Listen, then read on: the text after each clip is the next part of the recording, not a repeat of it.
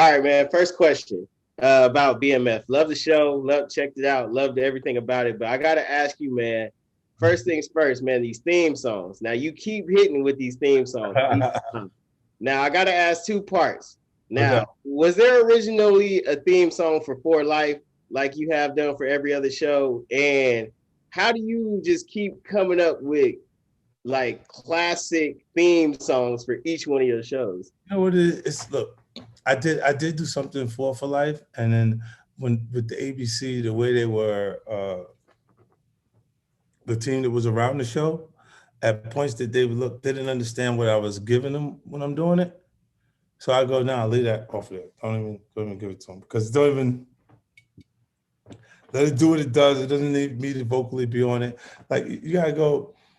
Sometimes artists they compete for a slot that they can't have.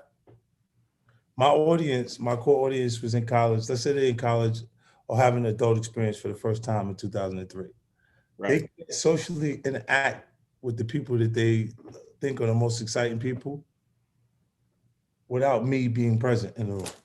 Musically, I would be on. You can't escape me wherever you're going at that point. And it's new because the hip part of hip hop is youth culture. It's new, it's fresh. It's something that's there. And then once you've been around, if you can, you're definitely significant if you can sustain sticking around. It says that artist is a different kind of artist being able to stay because the coach is out with the old and in with the new. And for me, I look at it like this. I'm not even servicing a new audience. I'm servicing the core. Those people who were in college in '03 in the heyday are now watching the programs, the programming I'm doing on television. They're not at the nightclub every night because their kids are at the fucking nightclub now. You know what I'm saying? Like Right. this is really what's going on. So I like fit into a space where I can make deals. I'm talking to people that were affected the most by the material that I created. Like when I'm making a deal, I'm in the room with these people. So they understand the significance of what I've done creatively. And then when I looked at for life, it was like, so this Disney, man. So a lot of it is like they didn't really understand what that would mean promotional wise for like the theme song for Raising Canaan is already at 100 million in audience and still playing. You know what I'm saying? So it's like that's barbecue music. That don't go away. That the right time comes around and they'll play that record again because it's done well. Now, if you look when I approached this one with BMF, like Wish Me Luck, that joint it hasn't been heard in its entirety.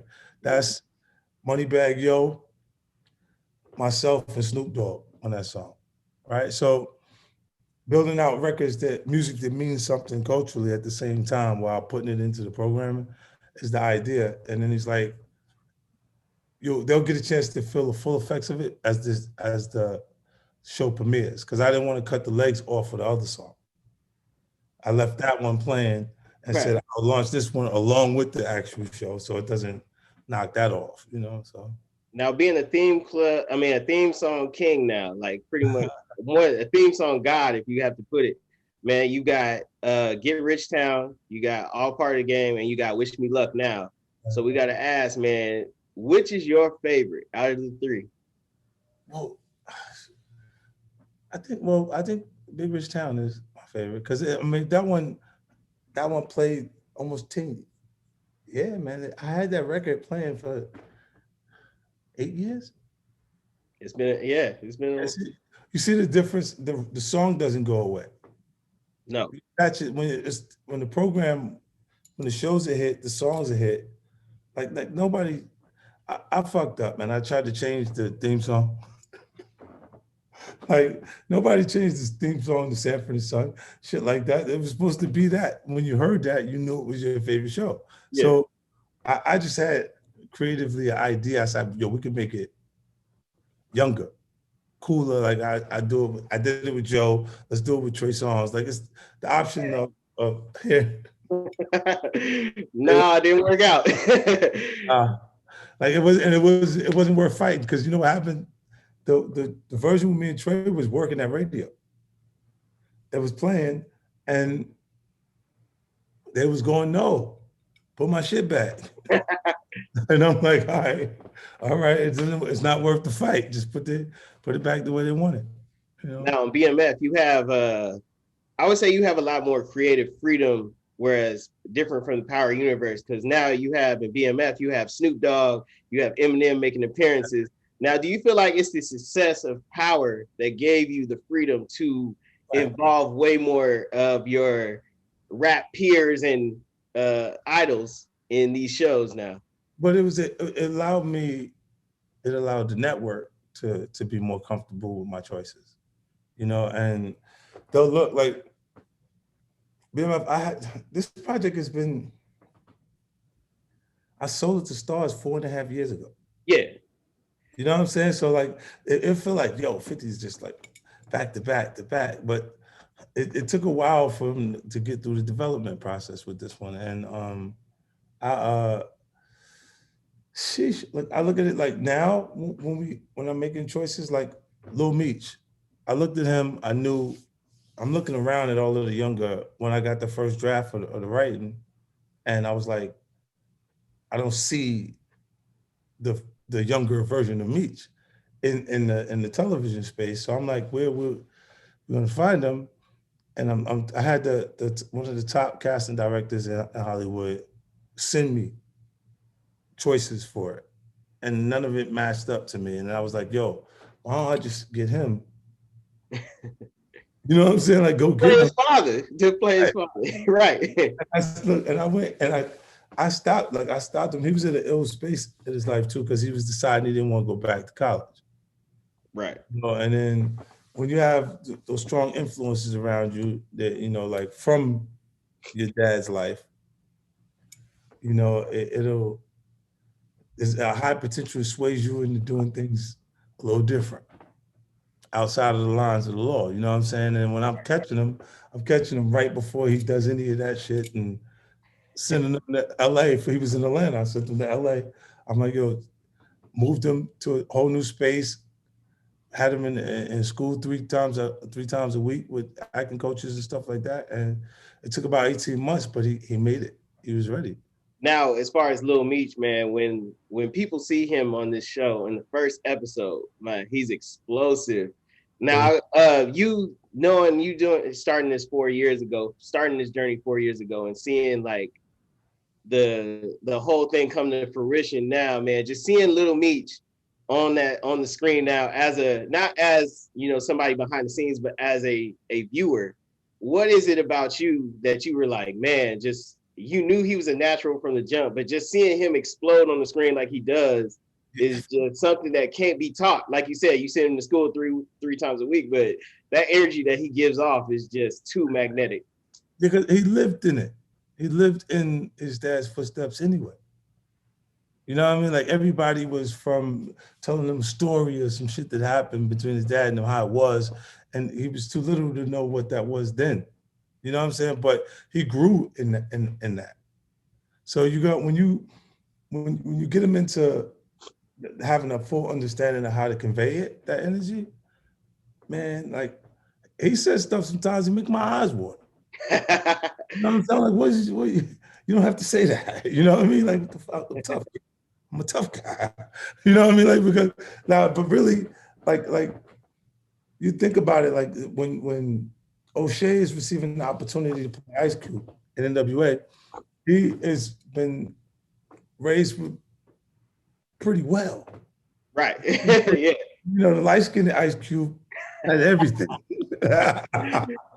I call O'Shea that. Like, we worked together on Den of Thieves. Yes. I said he's extremely talented also, but he's been trained the whole way. Like he's been in art And his father was a part of his life the whole way. the It whole wasn't way. like his dad went away and Right. figure it out on his own. It's a different thing. But with Lil Meech, having the opportunity to just having influence, right? The way he perceived me, he took it serious enough. You know what I mean? And the way he views his dad is like that's his hero, man. Like regardless to the circumstances, we grow. Right. Sometimes like not everyone's kids love him like that, but when for a lot of time, a lot of parts, the strongest person in your household is your dad. And you see it. Like, like when your mom's is not picking you up no more because you're getting a little big there. Right. Dad is still picking you up. Your sibling, your parent, they can still do it. They can still show you that affection that way. And that, I think is a part of it. But he it's really interesting. Like I had put out a behind the scenes, it was a small piece from a behind the scenes thing that it had me in conversation with Meech. And he was like, yo, it didn't happen overnight, right? Because before I sold to Starz, it was almost 2 years before that I ran into the project with Grindstone. Well, it was Right. Barry and Stan and Lionsgate. They brought it to my attention. I was like, yeah, that's definitely a story we're doing. And it's the other stories of that magnitude of bigger period pieces. They go back further. Like 2005, I don't have to change every car in the street. I don't have to do all of that. And like it still feel like some of the stuff now, they still riding around in '05. Right. You know what I'm saying? Like, so we can find all that stuff easy. Everything's right there. So when you think of like BMF in that time period, they also were a part of things shifting. Like when music started to come from Southern-based markets, crack house, trap music Right. emerges. You know what I'm saying? And when that happens, I think it makes them even more iconic because of the street references that go into hip hop culture and the music. They've been a part of it the entire time. You know what I mean? Like whether not the specifics of the artists that were associated with them, but just their journey, their run happened in front of everybody in a way where it was like, on page 3 in the rule book for drug dealers where it says, do not show people your fucking money. Right. They absolutely skipped that page. Now, I mean, it's become a trend now with playing polarizing characters like a Ice Cube and like a Big Meech, man. It's always seemed the best choice would be their sons. Now, for 50 Cent, now could you see Sire playing you in the future?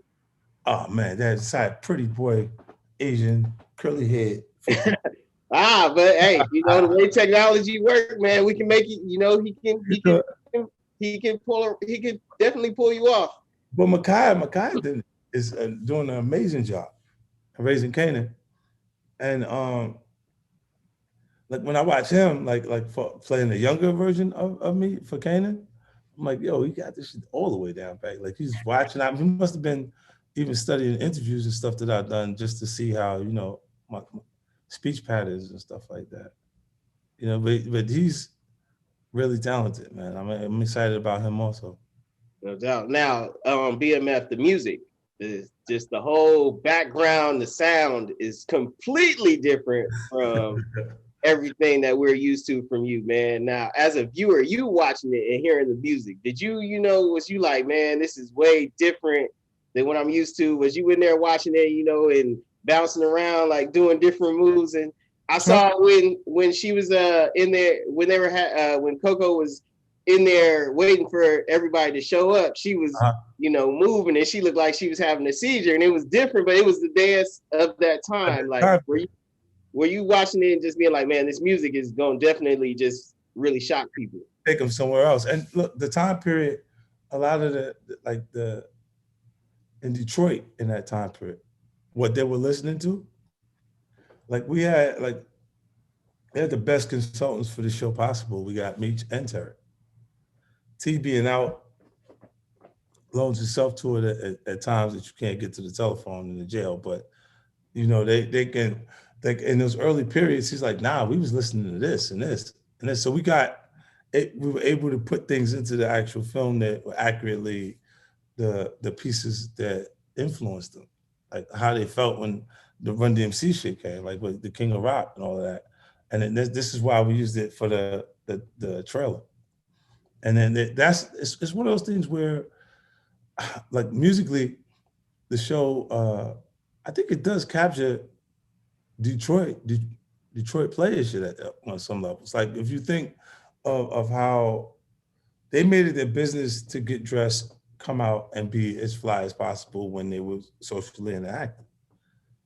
It started with just their outfit, and it evolved over time. Like even the things that I know you'll understand culturally, like the Freaknik, right? When people would Right. travel to go to Freaknik, and you go, he Meech went down there and was like, "Yo, I could work from down here." He didn't want to go back. Like he's like, Right. "Yo," because it was like I'd never seen no shit. He said, "I ain't never seen no shit like that before." He said, when I got the Freaknik, I was like, "Yo, I'm cool here. I can start from here." Right. It meant that they would move into Atlanta and do some different things there at different points. And then you got the journey to St. Louis through California, and then the interactions with the Mexicans. When it get to that point, like when it really started getting real, and then there's like there was at a point where it was the largest indictment that fell since the transition of things. You know, I think along with Southern-based music came emerged dance culture into hip hop. You know what I mean? Like even Pop, when you see him, he got his own little dance and shit he doing with the shit. And you look at it, you go, all of these like the new version. And I looked at it like he wants to do what I did. It's just the new version of it. And look what it come with.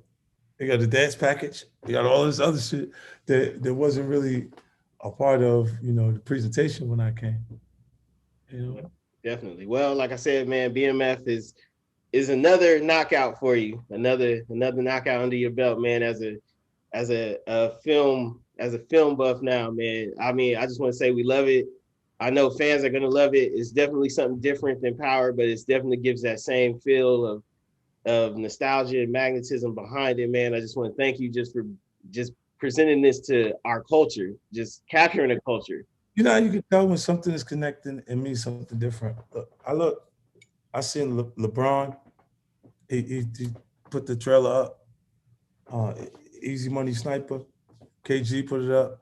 Few of them do, and they look because they're the time period. Like we come, these is my those. LeBron is mine. That's my stuff. Yeah. He come in '03 when I come in '03. You're looking at it's over there. You watch basketball, you watch LeBron. This is what we like. We came at the same period, so the impact's a little different. Like the musically, that was on his in his headset. He went through my whole run. You know what I'm saying? So it's like that he did when I came with Power, he had he produced Survivor's Remorse. It was right back to back. The shows played back to back. Right. You know what I'm saying? So like there's a different little thing. Like people, I think when you come in those different eras of the different things, it affects you a little differently because it's spot on for the moment. And things shift as you move ahead. There's new versions, new music, new artists, new ideas that appear, but there's a different kind of connection there. And I think when you start seeing these people are hugely influential, you know what I'm saying? And when they take the time, stop and put it up and do it, I'm like, wow, like it's exciting, you know, to see them accept it and respond to it in that way. For sure, for sure. Now BMF airs this September. Yep. So like I said, we got I'm Boom. This is 50 Cent here, man. We gotta always represent. Thank you for everything you've done, man. Just keep up, keep going, keep doing what you're doing, man. Keep supplying us black kids with jobs, man, in this entertainment field, man. So we're gonna let you go and get out of here. Hey, this is 50 Boom, 50 Cent. We out here. Peace.